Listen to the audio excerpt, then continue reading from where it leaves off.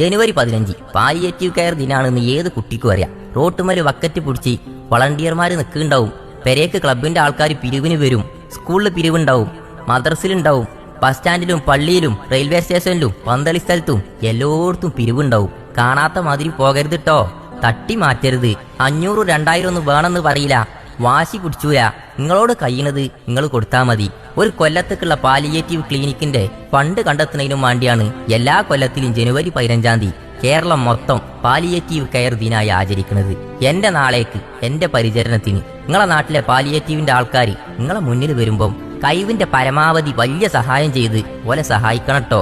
ക്യാൻസറോ മറ്റെന്തെങ്കിലും മാറാ രോഗമോ മൂലം പെരന്റെ ഉള്ളിൽ ഒറ്റപ്പെട്ട രോഗികൾ, മരത്തുമൊന്ന് വീണിട്ടോ വണ്ടി ആക്സിഡന്റ് ആയിട്ടോ ഒന്ന് തിരിഞ്ഞു കിടക്കാൻ പോലും കഴിയാത്ത എത്രയെത്ര മനുഷ്യന്മാര്, മാനസിക രോഗികൾ, പെരേന്നൊന്ന് പുറത്തിറങ്ങാനോ ആസ്പത്രിയിൽ പോകാനോ ഒരു മാർഗവും ഇല്ലാത്ത, ഒരു ഗതിയും ഇല്ലാത്ത പാവപ്പെട്ട രോഗികൾ, ഓൾക്കൊക്കെ താങ്ങും തണലുമായി പാവപ്പെട്ട രോഗികളെ പരിശോധിച്ച് മരുന്ന് കൊടുക്കാൻ ഡോക്ടർമാര്, നഴ്സുമാര്, ഗുളികയും മരുന്നും വീൽ ചെയറും വാക്കറും സ്ട്രെച്ചറും ആംബുലൻസും ചെക്കപ്പുകളും, എന്തിനേറെ ഓരോ ആശ്വാസ വാക്കുകൾ വരെ കൊടുക്കാൻ നമ്മളെ പാലിയേറ്റീവ് കെയറിന്റെ ആൾക്കാരുണ്ട്. ഇതൊക്കെ ചെയ്യാൻ വലിയൊരു പൈസ ആവും.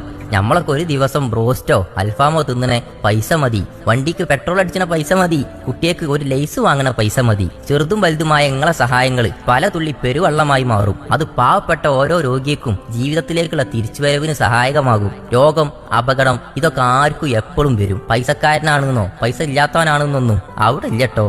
എല്ലാരും കണക്കാ.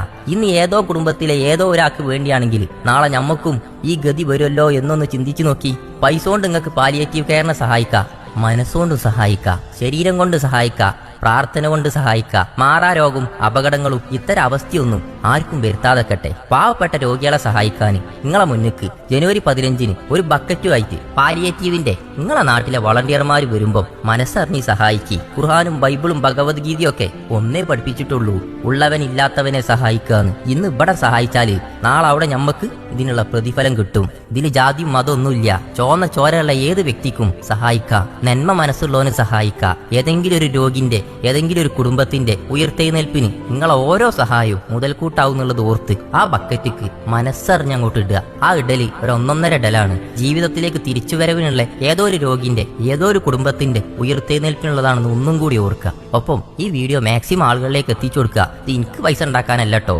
നമ്മളെ നാട്ടിലെ പാവപ്പെട്ട രോഗിക്ക് ഒരു സഹായകമാട്ടെ എന്ന് കരുതിയിട്ടാണ്. ഇത് ഉള്ളിന്റെ ഉള്ളിൽ സ്നേഹമുള്ളവന് കാണുമ്പോൾ തന്നെ അറിയാതാണ്ട് ഷെയർ ചെയ്തു പോകും. അത് അങ്ങനെ ഒരു പ്രതിഭാസമാണ്. ഉള്ളിന്റെ ഉള്ളിൽ ഒന്നും ഇല്ലാത്തവനോ ഇതിമനും തോണ്ടി തിന്നാൻ നോക്കിപ്പോകും. ഏതായാലും സംഗതിയാണ് ഉഷാറാവട്ടെ. ഓരോ കൊല്ലും പാലിയേറ്റീവിനെ ഉയർത്തെഴുന്നേൽപ്പിക്കാനും നമ്മൾ ഓരോരുത്തരും ഒപ്പം നിൽക്കുക, ഒപ്പത്തിനൊപ്പം നിൽക്കുക.